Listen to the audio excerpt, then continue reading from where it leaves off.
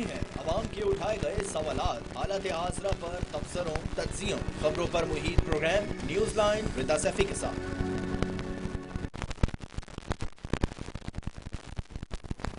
अस्सलाम वालेकुम, मैं हूँ रिदा सैफी। नाज़रीन, इस्लामाबाद की सरजमीन पर होने वाले ईरान और अमरीका के मुज़ाकरात बेनतीजा साबित होने के बाद अब दुनिया के हालात मजीद संगीन होते जा रहे हैं। आज हर इंसान ये सवाल कर रहा है कि दुनिया एक बार फिर बारूद के क्या ढेर पर बैठ गई है।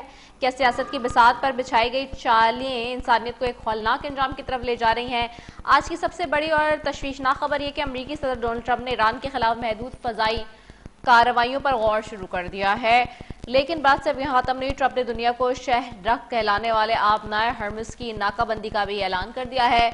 मगर अमरीकी फौज वहां उतरती है तो दो बड़े मुल्कों के दरमियान ये बाज़ाब्ता जंग होगी। इस ऐलान ने आलमी ताकतों को आमने सामने खड़ा किया है। बीजिंग से आने वाली खबरें बता रही हैं कि चीन ने खुलकर अमरीका की मुखालफत कर दी है। चीन का मौक़िफ़ वाज़ेह है कि वो खत्ते में किसी भी किस्म की अमरीकी मुदाखलत या माशी नाकाबंदी को कबूल नहीं करेगी। अब सवाल है कि क्या ये टकराव है सिर्फ अमरीका और ईरान तक महदूद नहीं रहेगा, ये एक ऐसी आलमी जंग की सूरत में चिंगारी साबित होगा जिसमें बड़ी ताकतें बरह रास्त मुलव्वस हो जाएंगी। और इस सारे सियासी मंजरनामे में एक ऐसा मोड़ भी लेकिन आया है जिसने सबको हैरान कर दिया कि जंग की मुखालफत करने पर मसीहों के सबसे बड़े मजहबी पेशवा पॉप लियो भी ट्रंप के निशाने पर आ गए हैं। ट्रंप ने उनकी बात करने वाले पॉप को जराइम पसंद करार दे दिया, जिसके जवाब में पॉप लियो ने निहायत जुर्रतमंदाना और बहादुराना मौक़िफ़ इख्तियार किया है। पॉप का कहना है कि मैं जंग के खिलाफ बोलता रहूंगा क्योंकि इसमें मासूम लोग मर रहे हैं। सुनिए वो क्या कहते हैं।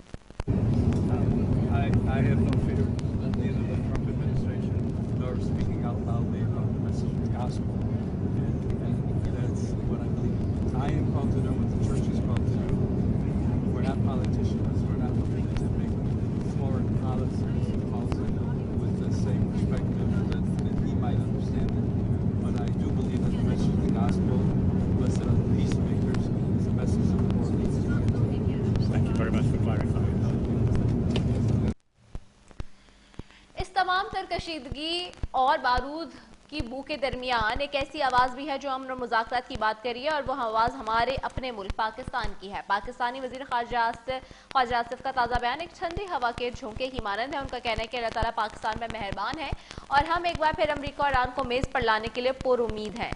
आइए सुनते क्या कहते हैं। अल्लाह ताला मेहरबान है पाकिस्तान पे। अल्लाह ताला से दुआ करनी चाहिए, उसकी मेहरबानियाँ जारी और सारी। तो ये मुज़ाकरात का अमल से आप क्या समझते हैं, जारी रहेगा?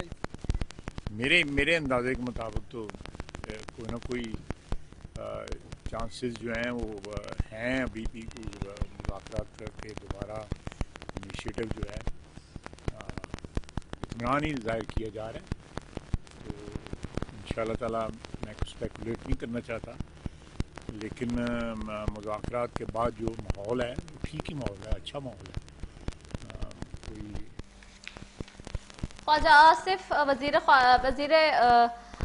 ख्वाजा आसिफ का कहना है ये कि दावा है कि मुज़ाकरात का नया दौर जल्द शुरू होने वाला है। पाकिस्तान जो हमेशा से खत्ते में अमन का ख्वाहिशमंद रहा है कि एक बार फिर आलमी सतह पर अहम किरदार अदा कर पाएगा जो दुनिया को एक बड़ी तबाही से बचा सकेगा।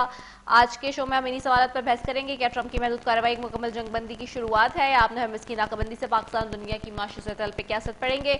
चीन और अमरीका के दरमियान बढ़ती हुई खलीज का अंजाम क्या होगा? सबसे अहम, क्या पाकिस्तान वाकई अमरीका और ईरान के दरमियान बर्फ पिघलाने में देर पा साबित हो सकेगा? इसी सब पे बात करेंगे। मेरे साथ सबसे पहले मौजूद है पैनल में जी ज़ाहिर शाह शिराजी साहब हैं जो कि माहिर बैन अक़वामी उमूर हैं, आपको खुशामदीद कहेंगे। फरिया इदरीस साहिबा हैं, सीनियर सहाफ़ी, आपको खुशामदीद कहेंगे। और साथ ही air marshal retired Aamir Masood दिफाई तज्ज़ियाकार होंगे हमारे साथ। आप तीनों मौजूद मेहमानों का बेहद शुक्रिया ज्वाइन करने के लिए। सबसे पहले मैं फरिया इदरीस साहिबा की तरफ जाऊँगी। फरिया, बहुत शुक्रिया। फरिया, मुज़ाकरात हमने कराए और पाकिस्तान को पूरी दुनिया ने देखा। पाकिस्तान का दारुल हुकूमत इस्लामाबाद पूरी दुनिया के निगाहों का मरकज़ बना रहा, और अब भी इस वक्त भी सराहा जा रहा है सारी काविशों को जो पाकिस्तान की तरफ से पाकिस्तान के वज़ीर आज़म और chief of defence forces Syed Asif Munir ने जिस तरह से किया जनरल साहब ने। तो हम ये जानना चाहेंगे आप कैसे देखती हैं सारी सिचुएशन को अब उसके बाद जो हुई है। एक दूसरा ये कि इस वक्त जो धमकियां दे रहे हैं ट्रंप, और उसके बाद जो खत्ते में हम देख रहे हैं कि चाइना भी इस वक्त खुलकर सामने आ चुका है, ये डायरेक्टली आमने सामने आने का मामला किस हद तक बेहतर होगा खत्ते के लिए, दुनिया के लिए, या फिर परेशान कौन होगा? Rita, thank you so much for teaching on the show. मुझे पता है आप इधर इस्लामाबाद में होती तो आप सबसे पहले कन्वेंशन सेंटर में हमारे साथ ही होती। पूरी क्योंकि आप एक बड़ी आउटगोइंग जर्नलिस्ट हैं और मैंने आपको हमेशा ऑन ग्राउंड कवरेज करते हुए देखा है। यहाँ पे भी हमने बहुत सारे जर्नलिस्ट को देखा, पूरी दुनिया से लोग आए थे। सेंटर ऑफ अटेंशन था, आपने सही कहा कि बहुत इम्पोर्टेंट दिन था पाकिस्तान के लिए। लेकिन जो इस बात कही जा रही है तो शायद मायूसी हुई आते में मैं उससे मुतफिक नहीं हूँ। कभी भी 40 साल से ज्यादा, तकरीबन 4 दहाइयों से ज्यादा की टेंशन दो ऐसी नेशन से जो रूबरू जंग लड़ रही है, एक दूसरे का नुकसान कर रही है, वो कभी भी एक मीटिंग से तो खत्म नहीं होनी थी। वो टेंशन असल में तो कामयाबी ही हो गई थी सफारतकारी की जब आप इन दोनों को टेबल पर ले आए।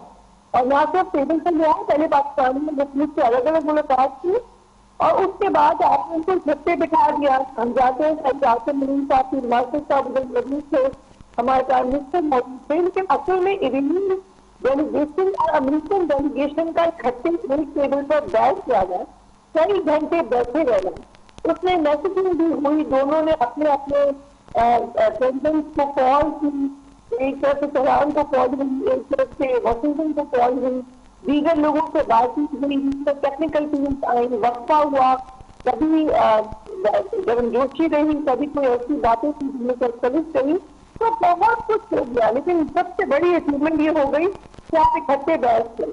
और ऐसा भी नहीं है कि कहीं भी ये वर्ड यूज किया हो जो में कि ये टॉक फेल हो गई है। उन्होंने कहा कि हम एग्रीमेंट करने में इस वक्त कामयाब नहीं हुए हैं, एग्रीमेंट हम छोड़ के जा रहे हैं, अब ईरान इसके ऊपर अमल कर ले। जो उन्होंने सब पॉस्चरिंग की वो इस किस्म की जंग के माहौल में हो रही थी।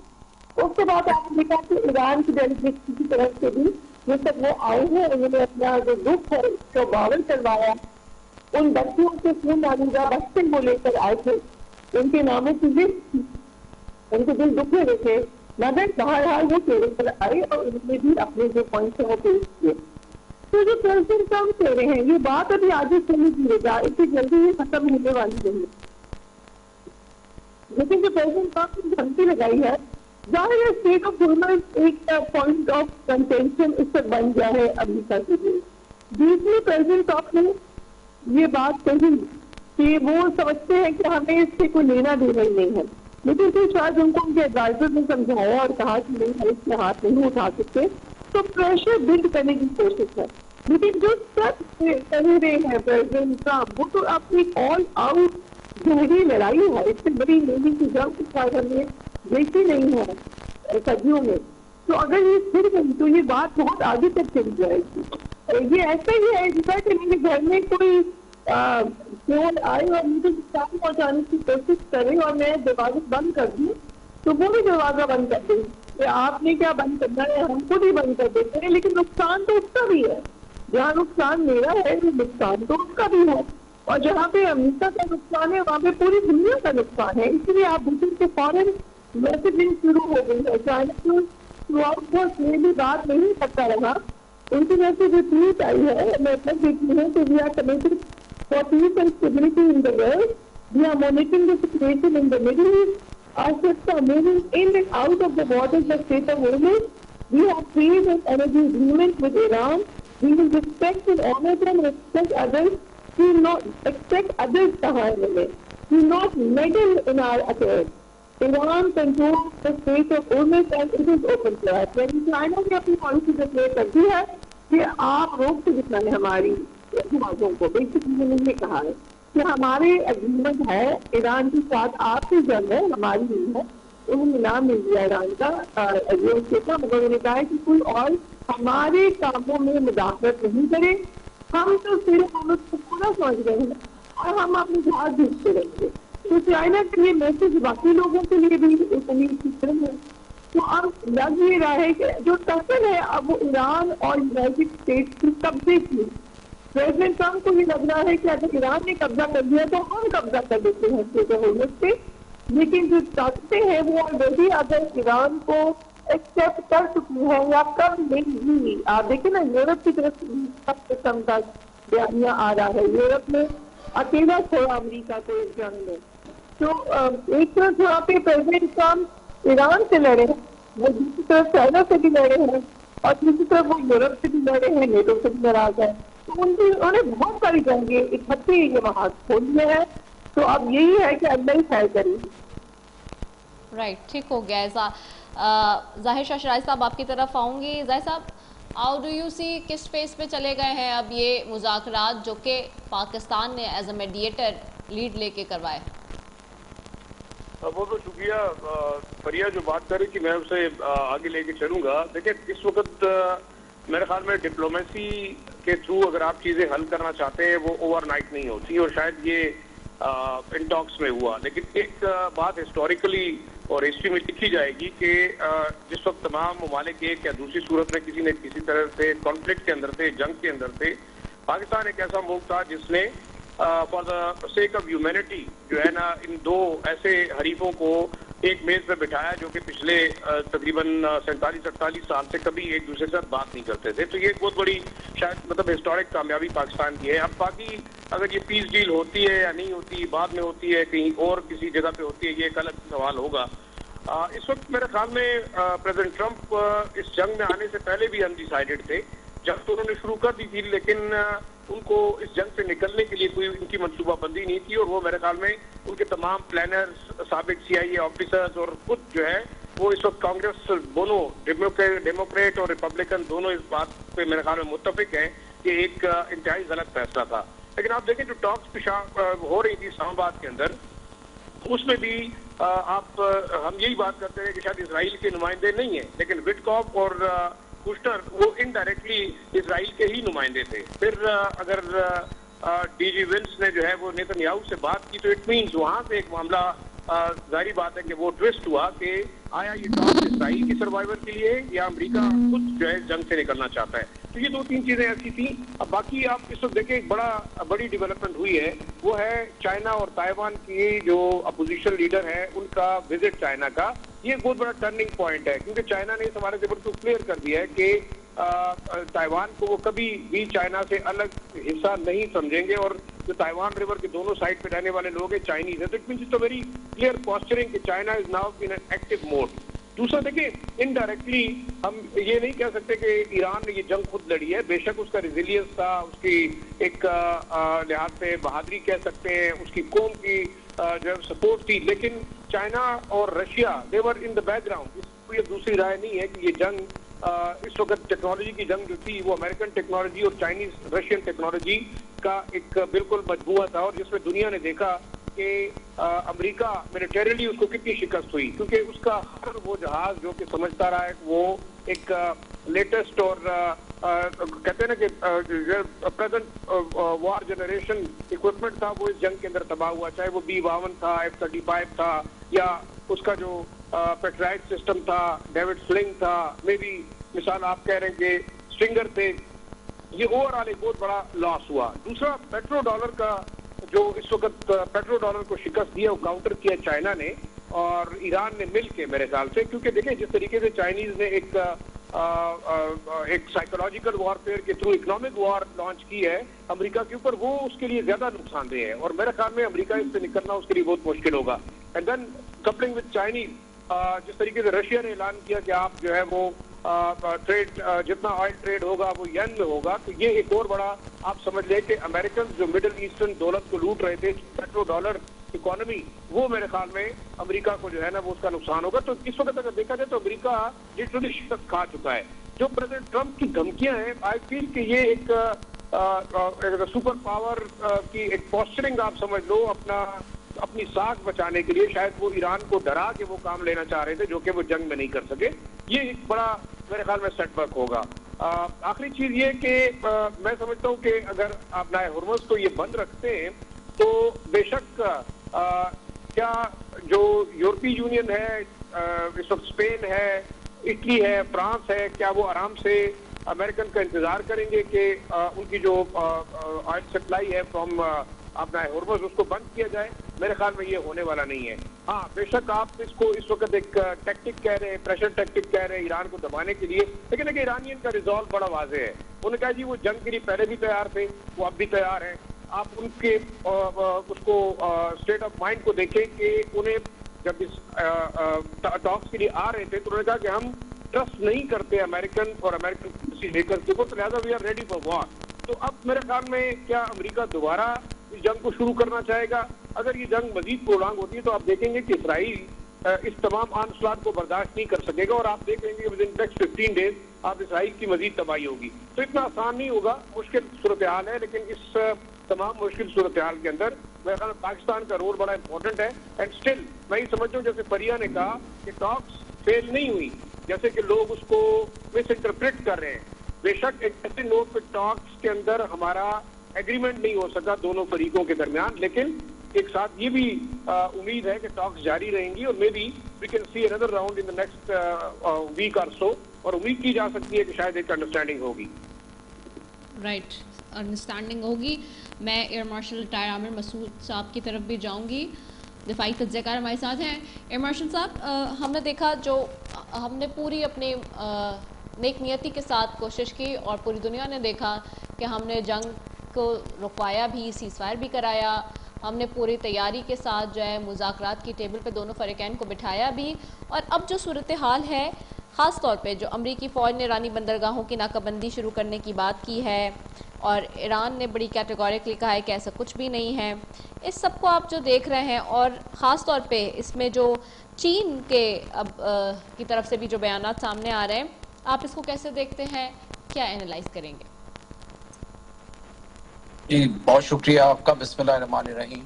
देखें, बहुत सारे डिफरेंट इस मामले में ओपिनियन एग्जिस्ट करते हैं, लेकिन ये बहुत प्रीमेच्योर होगा कहना कि जो टॉक्स हैं वो फेल हो गई और आगे प्रोग्रेस होनी मुमकिन नहीं है। बिकॉज अगर आप देखें तो इस वक्त जितने स्टेक होल्डर्स हैं उनकी फलाह इसी में है कि किसी तरह से इस टॉक्स का सेकेंड राउंड हो या इन टॉक्स को आगे बढ़ाया जाए और ये जो सीज फायर है इसको आगे लेके जाए। क्योंकि इस वक्त जो क्राइसिस हैं एनर्जी के लिहाज से, फूड सिक्योरिटी के लिहाज से, और जो एक नॉर्मल इंसान को, स्पेशली जो मिडिल क्लास है, उसको एक चैलेंजेस का सामना है ये स्टेट ऑफ होमोस की वजह से स्पेशली, वो मैं नहीं समझता कि बहुत सारे मुल्क जो हैं किसी तरह से भी इस प्रेशर को ले सकते हैं आगे आने वाले दिनों में, और फर्दर एग्रीवेट ये होगी तो ये एक बहुत सीरियस क्राइसिस की सूरत में हो सकती है। और सबसे बड़ी बात जो मैं आपके इस प्रोग्राम में ये कहना चाहूँगा कि जो इंटरनली अमेरिका की वॉइसेस हैं वो बहुत ज़्यादा लाउड होती जा रही हैं और अंदर की जो पॉपुलेशन है उनका प्रेशर बहुत ज़्यादा इस वक्त हो रहा है कि ये जंग है, इसकी और इतनी ज़्यादा मतलब आप कह रहे हैं कि ओपन तरीके से लोग जो हैं वो इस गवर्नमेंट को पूछ रहे हैं, और एक ओपिनियन पोल जो है वो बहुत ट्रंप के और उसकी गवर्नमेंट के खिलाफ हो रहा है। आगे मिड टर्म का प्रेशर है, और अगर मतलब मेरी अपनी एनालिसिस पर्सनली ये है कि ट्रंप के अगर बस में होता तो शायद ये 2 हफ्ते पहले जंग खत्म हो चुकी हुई। इस वक्त टोटल प्रेशर जो है वो इजराइल का है, क्योंकि ट्रंप एक बिजनेसमैन है, वो मार्केट का बंदा है, वो ओपिनियन देखता है, प्रॉफिट एंड लॉस के ऊपर जाता है। तो ये जो मामला जिस नहज पे जा रहे हैं ये एक बहुत सीरियस क्राइसिस की सिचुएशन इख्तियार कर सकते हैं। और स्पेशली अगर आप देखें तो जो ईरान ने जो डिमांड्स दी हैं उनमें कोई ऐसी डिमांड नहीं कि जो आप कहें कि जिसमें इनलेजिटिमेसी वाला फैक्टर हो या जो आउट ऑफ कॉन्टेक्स्ट हो। और सबसे इम्पॉर्टेंट चीज़ उन्होंने ये कही कि जी हमारे ऊपर जितनी सैंक्शंस लगी हैं उनको ख़त्म किया जाए ताकि हम रीहैब कर सकें, ताकि हम दोबारा से अपने मुल्क को बिल्डअप कर सकें जितना आपने नुकसान कर दिया है। और इसी तरह उन्होंने कहा कि जो हमारा पैसा आपके पास पड़ा हुआ है और जो आपने उसको रखा हुआ है उसको वापस करें, जो बिलियंस ऑफ डॉलर्स है दोबारा रिकंस्ट्रक्शन के लिए इस्तेमाल हो सके, ईरान जो इतनी तबाही आपने मचा दी है उससे निकल सके। तीसरी उन्होंने कही कि स्टेट ऑफ होर्मुज़ का कंट्रोल जो है हमारे पास होना चाहिए, बड़ा लॉजिकल है कि वो टेरिटोरियल वाटर में आता है तो उनके ही हक में आता है और उन्हीं का कंट्रोल होना चाहिए। और last but not the least, nuclear का जो सबसे ज़्यादा क्रिटिकल इशू है, तो आप देखें और हम अगर अपने आप से पूछें कि आज अगर ईरान जो है वो न्यूक्लियर होता तो क्या इतनी तबाही होती कभी? मेरा नहीं ख्याल कि कभी कोई इस पे हमला भी कर सकता, क्योंकि आज अगर हमारा पाकिस्तान का दिफा नाकाबिल तस्खीर है तो उसकी सबसे बड़ी वजह न्यूक्लियर होना है। और न्यूक्लियर प्रोग्राम जो ईरान का था उसने कई दफा कहा कि ये पीसफुल पर्पस के लिए है और हम इसको स्टॉप भी कर सकते हैं। JCPOA का जो एग्रीमेंट था उसमें एनरिचमेंट को रिड्यूस किया गया और उन्होंने, ईरान के फॉरेन मिनिस्टर ने ये भी बारहा कहा कि हम को एग्जिस्ट करना चाहते हैं अपनी कंट्रीज के साथ जितनी गल्फ कंट्रीज मौजूद हैं। हमारा कोई ऐसा अज़ाइम नहीं है कि जो एग्रेशन वाले अज़ाइम हो या कोई न्यूक्लियर का इस्तेमाल हो या किसी तरह से भी हम जारियत करें। जारियत तो हमेशा इसराइल करता है और अमेरिका करता है और बार बार करता है और इसी को रोकने के लिए न्यूक्लियर प्रोग्राम जो है वो एक स्टेबिलिटी देता है रीजन में। It's more of a deterrence than a weapon of choice for any use, मतलब कि किसी वॉर में इस्तेमाल किया जाए। तो मैं समझता हूं कि इस वक्त दुनिया का प्रेशर है, उनके इत्तेहादियों का प्रेशर है, ये जो यूरोपियन यूनियन है इसका ज्यादा का प्रेशर है और डेफिनेटली जैसे ये वॉर एक्सटेंड होती है तो चाइना और रशिया वो भी खामोश नहीं रहेंगे। उनके अपने बहुत सारे स्ट्रेटेजिक इंटरेस्ट हैं ईरान में और इस सारी सिचुएशन में कि गल्फ ऑफ हॉर्मुज़ को खुला रखा जाए। सो पर्सनली मैं समझता हूं कि ये किसी ना किसी स्टेज पे और जल्द अज जल्द इस पे बात आगे बढ़ेगी और पाकिस्तान ने जो एक बहुत इम्पोर्टेंट किरदार अदा किया है और एक मुखलिस तरीके से सिंसेरिटी के साथ इस मुआहदे को कायम करने की कोशिश की है, डेफिनेटली उसके हमें आसार नजर आएंगे, समर नजर आएगा उसका और ये चीज़ आगे बढ़ेगी। राइट सर, वापस आऊँगी फरीहा, आपकी तरफ आऊँगी। फरीहा, एक तरफ तो हम ये बात कर रहे हैं, दूसरी तरफ ऑफ कोर्स डेवलपमेंट्स भी बहुत सारी हो रही है, वन आफ्टर अनदर हम देख रहे हैं वेरी क्विकली जो है वो डेवलपमेंट्स हमें पता चल रही है। एक नई डेवलपमेंट अभी से कुछ देर पहले ये भी है कि वज़ीर आज़म शहबाज शरीफ सऊदी वली अहद की दावत पर आइंदा 48 घंटों में सऊदीया जाएंगे और वज़ीर आज़म के साथ field marshal general Asim Munir भी होंगे, नायब वज़ीर आज़म इसहाक डार भी होंगे और मुआविन खुसूसी तारिक फातमी भी जा रहे हैं। तो पूरी टीम जा रही है इस वक्त और ये वो टीम है जिसने बड़ा कलीदी किरदार अदा किया है। तो आप कैसे देखती हैं इसको? देखिए, पाकिस्तान एक साथ है सऊदी अरब के साथ, इसमें हमने भी कहा है कि अगर सऊदी अरब के अटैक होता है तो हम उसको स्वीकार करेंगे एंड वाइस वर्सा है। अगर पाकिस्तान भी कोई अटैक होगा तो सऊदी अरब भी हमारा ही मदद करेगा। Having said that, ये अटैक ना भी होता तो उससे पहले भी पाकिस्तान में जनरल अंडरस्टैंडिंग है कि सऊदी अरब में क्योंकि हमारे होली लैंड है, हम मुस्लिम समझते हैं कि हम हरमैन शरीफ की लिए किसी वक्त भी हाजिर है। हम अपनी फौजों के थ्रू, अपने ट्रूप के थ्रू, अपने रिसोर्स के थ्रू ये जनरल अंडरस्टैंडिंग पाकिस्तान की स्टेट में और पाकिस्तान की पब्लिक के अंदर मौजूद है। लेकिन साथ साथ ईरान हमारा एक मुस्लिम ब्रदर है और हम उसकी भी बार बार हमने अपने ताल्लुकात दिखाए हैं, कोशिश की है कि उनकी लड़ाई ना हो और ये लड़ाई कंटिन्यू हो, ना सिर्फ यूएसए से बल्कि मुस्लिम की लड़ाई ना हो। इसीलिए आपने देखा कि जो एक लैंडमार्क काम हुआ वो ये हुआ कि सऊदी अरब की और ईरान की सेम की बात करवाई पाकिस्तान में, जिस पूरी दुनिया से पाकिस्तान के पहुंच जा रही थी उस पाकिस्तान के फॉरेन ऑफिस की इंसेंटिव है एंड प्राइम मिनिस्टर के इशारे से ये कॉल हुई और जिसकी वजह से आपस में मामला बिगड़ हुए हैं। और ये भी हमने देखा है कि थ्रू आउट ये जो जंग रही है दिनों की, इसमें मिडिल ईस्ट और खासतौर पर सऊदी अरब ने बहुत ज्यादा रिस्ट्रेन दिखाया है। अगर कि कुछ स्पॉयलर्स है उन्होंने कोशिश की तो सऊदी अरब को वो अंदर लेकर आए, उससे प्रेशर डाला गया। आपने देखा कि प्रेसिडेंट ट्रंप ने किस तरह गैर मुनासिब स्टेटमेंट दी थी एमबीएस के हवाले से, क्योंकि वो प्रेशर में नहीं आ रहे थे, वो जंग के अंदर नहीं आ रहे थे। और इससे पाकिस्तान की फॉरेन ऑफिस की बहुत ज्यादा तारीफ है, पाकिस्तान के प्राइम मिनिस्टर की लीडरशिप की, कि उन्होंने थ्रू आउट एक मुस्लिम वर्ल्ड को यूनाइटेड रखने की भरपूर कोशिश की है। लेकिन जाहिर है कि हमने जो अपना पैक्ट किया हुआ है वो भी हमने हर सूरत निभाना भी है, लेकिन उससे पहले हम हर मुमकिन कोशिश कर रहे हैं कि इस जंग को रोका जाए और मुस्लिम के हवाले से इसमें बिल्कुल क्लैरिटी हो। तो ये इम्पोर्टेंट विजिट है, इसमें बहुत सारी बातें होंगी। जाहिर है हमारे अगर ट्रूप्स वहाँ जाएंगे तो उसमें बहुत सारे मामला हैं जो तय होने होंगे, लेकिन मेन फोकस नहीं होगा। जब ईरान का वक्त यहाँ पे था उनसे भी बहुत सारी बातचीत हुई, वो मैसेज भी लेकर जाएंगे और यही कोशिश होगी कि मुस्लिम मुल्क में मुसलसल खामोशी है। लेकिन आप देखिए साथ ही और खबरें क्या आ रही है। इस वक्त भी खबर चल रही है कि लेबनान के इजराइल से हमले जारी है और इजराइल ने एक दिन को भी अपना हाथ नहीं ले पाए। कहीं तो 30 साल की बात होती है, लेकिन वो इतनी तमीज भी कर देता है कि दरमियान की जनता को चालीस ही नहीं है ईरान यूनिवर्सिटी के जो 10 पॉइंट ईरान ने दिए, इसमें ईरान ने अपने को हमला रोकने का पॉइंट नंबर 2 रखा और पॉइंट नंबर 1 लेबनान के ऊपर हमले रोकने का रखा। ये इतना अहम है ईरान के लिए भी और मुस्लिम दुनिया के लिए भी। लेकिन उसके बावजूद इजराइल का जो पहले का काम है वो बेहतरीन से जारी है। उसकी तो पूरी कोशिश है कि 1 मिनट के लिए भी वो जंग ना रुके। तो इस पॉइंट के साथ पाकिस्तान मुसलसल कोशिश कर रहा है। आपने देखा पाकिस्तान की इस कोशिश को भी बहुत साबोताज करने की कोशिश की है इजराइल ने। ये तमाम की तमाम डेवलपमेंट ऑन गोइंग है। ऐसे में हमें समझते हैं बहुत बड़ा लैंडमार्क हम अचीव कर चुके हैं, लेकिन गोइंग फॉरवर्ड सबसे अहम बात यह है कि किसी न किसी तरीके से सीज फायर को मेंटेन किया जाए। जो कि इजराइल तो खून का प्यासा है, वो नहीं लगता के देखेगा। तो हमारे लिए बेहतरीन तरीका ये है कि हम सिफारतकारी के जरिए तो मिडिल ईस्ट को आपस में लड़ने से रोकें और किसी न किसी तरीके से अमरीका और ईरान की जंगबंदी को जरा लंबे अरसे के लिए देखी है। राइट।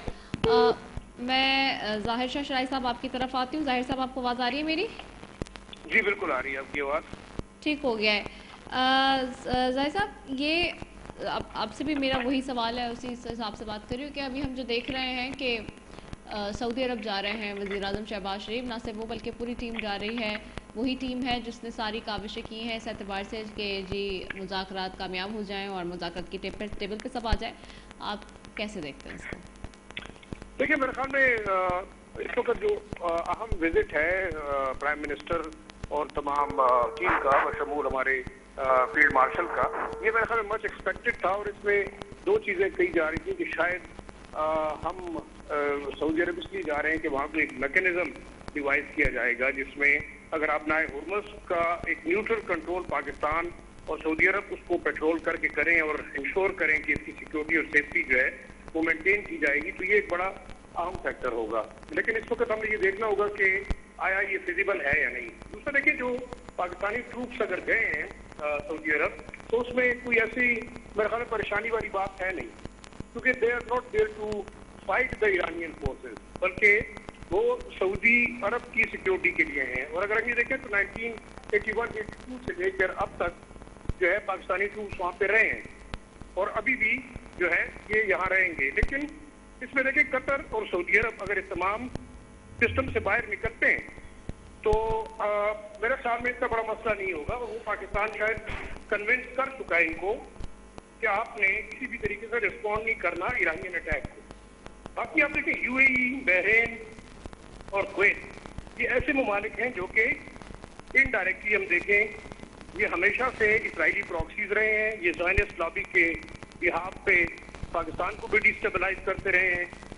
ये अगर आप देखें तमाम मिडिल ईस्टर्न ममालिक को भी डिस्टेबलाइज करते रहे, तो आप मतलब उनके लिए हम किसी किस्म की भी शायद अगर सॉफ्ट कॉर्नर रखते तो गलत होगा।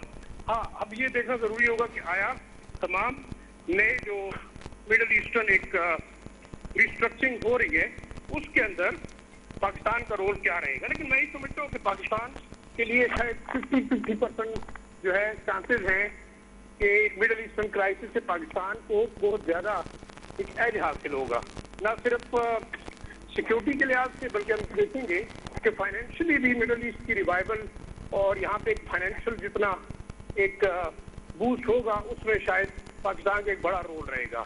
और साथ साथ अगर आप देखें मिडिल ईस्टर्न मार्केट के अंदर अगर यूएई बीइंग इकोनॉमिक हब वो डेवस्टेट होता है तो देन पाकिस्तान की जितनी तीनों बंदरगाहें, चाहे आपको कराची की है, इसके अलावा आप देखें गवादर की है और इवन पसनी को ये डेवलप करने जा रहे हैं, तो that would be a big boom for Pakistan. तो मैं ये समझता हूँ कि देखिए, एक लिहाज से जंग ब्लेसिंग इन डिस्गाइज पाकिस्तान के लिए साबित होगी, क्योंकि मिडिल ईस्टर्न ओवरऑल जो रिस्ट्रक्चरिंग हो रही है, जिस तरीके से जो यूनिपोलर मार्केट थी या दुनिया थी वो मल्टीपोलर पावर की तरफ जा रही है। और आप देखेंगे कि अगले 3-4 साल में China, Russia, they will be openly challenging American जो सुप्रीमेसी। और ये ऑलरेडी मेरे ख्याल में मैं ये समझता हूँ कि जो प्रेसिडेंट ट्रंप ने एक बेवकूफाना हरकत की है ईरान के ऊपर हमला करके, और फिर इस तरीके से अपने यूरोपीय यूनियन के तमाम जो एलाइज थे उनको नाराज करके, और इस लिहाज से दुनिया के अंदर वो एक लिहाज से एग्रेशन फैलाने के बायस बने हैं। और आप देखिए जैसे आपने अपने इंट्रो में कहा कि उसको के खिलाफ खड़े हुए, तो एक लिहाज से आप देखा है तो एक एक्सट्रीमिस्ट लॉबी जिन्हें एक पागल आदमी नेतन्याहू इस तरह लीड कर रहा है उसके नुमाइंदे हैं। राइट, ये जंग आपकी आवाज़ पर डिस्टॉर्शन आ रही है, बहुत ज़्यादा हमें प्रॉब्लम हो रही है। मैं air marshal retired Aamir Masood साहब की तरफ जाती हूँ। सर, आपको आवाज़ आ रही है हमारी? एयर मार्शल साहब, आपको आवाज़ आ रही है हमारी? एयर मार्शल आमिर मसूद साहब, आपको आवाज़ आ रही है? मुझे नहीं आ रही। जाहिर शाह शराजी साहब की तरफ जाऊंगी। जाहिर साहब, आपको आवाज़ आ रही है? जी बिल्कुल, आपकी आवाज़ लेकिन हमें बहुत डिस्टॉर्ट हो रही थी। अगर आप कहीं अच्छे रिसेप्शन ले लें तो बहुत अच्छा हो जाएगा। जी, अभी आपको मेरी अभी आवाज़ क्लियर होगी मेरे ख्याल से। जी जी बिल्कुल, मैं चाहूंगी कि आप कंटिन्यू कर लें जो आप बात कर रहे थे, लेकिन थोड़ा जो आप जी बिल्कुल जो आप सवाल कर रही थी, मेरे ख्याल में शायद कोई थोड़ा सा नेटवर्क का प्रॉब्लम था, डिस्टॉर्शन हो रही थी। अब देखिए, मैं ये समझता हूँ कि पाकिस्तान जिस तरीके से ओवरऑल उसकी एक नीयत साफ रही है, हमारे देखिए जो मिलिट्री डिप्लोमेसी थी या फॉरेन पॉलिसी का जो हमारा मेन महवर था वो यही था कि जंग जो है इसको रोका जाए, और ये मेरे ख्याल में पाकिस्तान में बहुत बड़ी कामयाबी हासिल की है सीज फायर करके। अब देखिए, हम इसको बड़ा ऑप्टिमिस्टिकली हमें लेना चाहिए, हमें पेसिमिस्टिक नहीं होना चाहिए, क्योंकि इस वक्त मेरे ख्याल में अमेरिका को फेस सेविंग चाहिए। और अगर आप तारीख को दोहराएं तो पाकिस्तान ने दूसरी दफा अमेरिकन को बेल आउट कराया है एक ऐसी जंग से जो वो हार चुके हैं। 1967 में अगर आप देखें तो वियतनाम की जंग भी अमेरिकन हारे हुए थे, लेकिन पाकिस्तान ने इफेक्टिव डिप्लोमेसी करते हुए चाइनीज के साथ उनका पैचअप करवाया और वियतनाम जंग से अमेरिका को निकाला। दूसरा, अगर आप देखें इस वक्त भी पाकिस्तान को इसमें कोई दूसरी राय नहीं है। पाकिस्तान को रिक्वेस्ट अमेरिकन पॉलिसी मेकर्स ने की है, प्रेसिडेंट ट्रंप के नुमाइंदों ने की है कि आप हमें इस जंग से निकालें। तो अब मेरे ख्याल में ईरान बड़ी हद तक पाकिस्तान के कन्विंस करने के बाद जो है वो बैठा है। हालांकि 2 दफा आप देखें अमेरिकन ने धोखे से ईरानी लीडरशिप को टारगेट किया। पहली दफा भी टॉक्स जारी थी जब हमला हुआ, दूसरी दफा भी टॉक्स जारी थी जब हमला हुआ। तो देयर वाज नो वे कि आप ईरानियंस को कन्विंस कर सकते थे कि आप अमेरिकन के साथ बैठ के किसी भी किस्म की पीस टॉक्स के बारे से बात करें। लेकिन एक चीज जरूर हम देखेंगे कि मेरे ख्याल से जिस तरीके से जो ईरानियन रेजिलियंस रही है, ईरानियन जो एक लिहाज से डिप्लोमेसी रही है, वो आपने इस्लामाबाद के अंदर भी देखा। फरिया वजीर शायद वो इस बात को मानेंगी कि जो ईरानियन डेलीगेशन था इट वाज फुली एम्पावर्ड, और जो अमेरिकन डेलीगेशन था वो एम्पावर्ड नहीं था, वो एक पपेट। और अगर आप इसमें विटकॉफ और कुशनर जैसे इजरायली नुमाइंदों को भेजते हैं तो दो talks were likely to be fail तो मैं नहीं कह सकूंगा, आप एग्रीमेंट नहीं कर सके। हालांकि देखिए, आपने हुर्मुज़ ऑलरेडी खुली हुई है, इसमें किसी किस्म की पाबंदी उन लोगों पे नहीं है जो कि ईरान के खिलाफ एग्रेशन में इन्वॉल्व नहीं है। अमेरिकन को भी हमने इजाजत दी ईरान ने कि आप बेशक अपने टैंकर्स लेके जा सकते हैं होस्टिंग द पाकिस्तानी फ्लैग। तो सबकी बात है, गारंटर चाहिए था, उनको पाकिस्तान ने गारंटी दी। तो प्रॉब्लम है कि इस वक्त अमेरिकन जिस तरीके से मिलिटरीली और डिप्लोमेटिकली वो इस जंग में शिकस्त खा चुके हैं, मेरे ख्याल में प्रेसिडेंट ट्रंप और उनकी टीम को अब नजर नहीं आ रहा। नवंबर के election they are around the corner, और मेरे ख्याल में इम्पीचमेंट की तरफ जरूर बात जाएगी, क्योंकि इस वक्त जो प्रेसिडेंट ट्रंप की ट्वीट्स हैं और जिस तरीके से वो लैंग्वेज यूज कर रहे हैं, तो आई थिंक कि most of the people believe कि वो शायद एक इनसेन पर्सनैलिटी है जिनका दिमागी तवाज़ुन बिल्कुल ठीक नहीं है। ठीक हो गया है, बहुत शुक्रिया आपका जाहिर शाह शराजी साहब। फरिया इद्रीस साहिबा हमारे साथ थी, air marshal retired Aamir Masood हमारे साथ थे, तो मौजूद मेहमान हमारे साथ मौजूद थे। नाजरीन, बहुत इंटेंस सूरत हाल है। इंटेंस इसलिए क्योंकि एक तरफ आप देखें कि एक नए ब्लॉक की तरफ हम जा रहे हैं, अगर ओवरऑल इसको देखा जाए, जिसमें हमें रशिया भी नज़र आता है, हमें चाइना भी नज़र आ रहा है, उसमें ईरान एक बहुत ही स्ट्रेंथ पावर के साथ नज़र आ रहा है। इसके अलावा पाकिस्तान है, तुर्की साथ दे रहा है, इजिप्ट साथ खड़ा है, और कतर भी इसमें शामिल नज़र आता है। और दूसरी तरफ अगर हम देखें इजराइल, इंडिया और उसका साथ अमेरिका जिस तरह से दे रहा है, ये सूरत हाल बड़ी गंभीर है। लेकिन इसमें चाइना का खुलकर बयान देना, खुलकर सामने आना कि ईरान के साथ मुआहदे हैं और आबना हर्मुज़ की नाकाबंदी का ऐलान जो है वो किसी तौर से काबिल कबूल नहीं है, सो ये भी एक बहुत इंपॉर्टेंट पहलू है सारी सिचुएशन का। आने वाले दिनों में इंतहाई अहमियत के हामिल है, इसलिए क्योंकि वर्ल्ड ऑर्डर चेंज हो रहा है, वर्ल्ड ऑर्डर में सीक्वेंस चेंज हो रही है कि आखिरकार कौन किस तरफ खड़ा है और कौन किसका साथ दे रहा है। बहुत ही वाइटल चेंज है, बहुत ही जो है वो विविड चेंज है, और इस चेंज के लिए दुनिया को भी कुछ तैयार अब होना ही होगा। इसी के साथ जी अपनी मेज़बान से दीजिए इजाज़त। पाकिस्तान जिंदाबाद।